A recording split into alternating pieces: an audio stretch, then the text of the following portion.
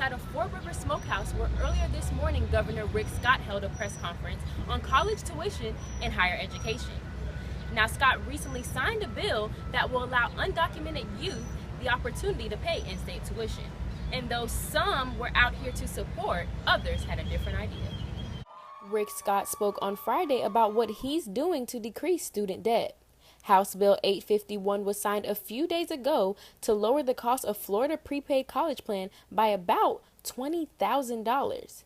This takes the cost from $54,000 down to $35,000, saving families about $100 a month. Not everyone was there to celebrate the governor's stop, though. College Democrats at UCF and Florida for All spoke out against Scott's decisions and motives. Florida for All said Scott is trying to convince the public that he cares about education, but he has a record of putting private interests over the needs of Florida students. At the press conference, a Florida state representative was called to speak, as well as the chairman of Florida Prepaid. College Republicans at UCF brought signs, and one member said he's in support of any candidate who works to increase jobs and the quality of education.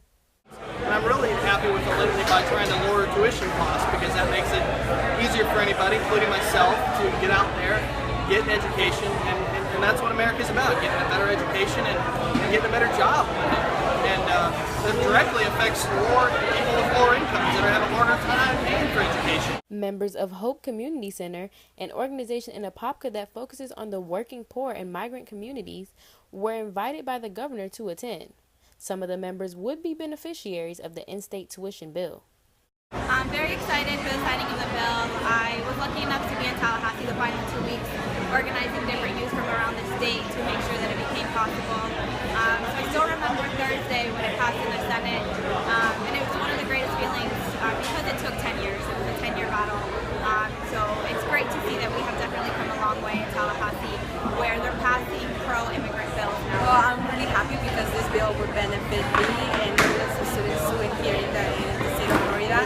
I've been going to school for 5 years trying to see if I can get some scholarships or money.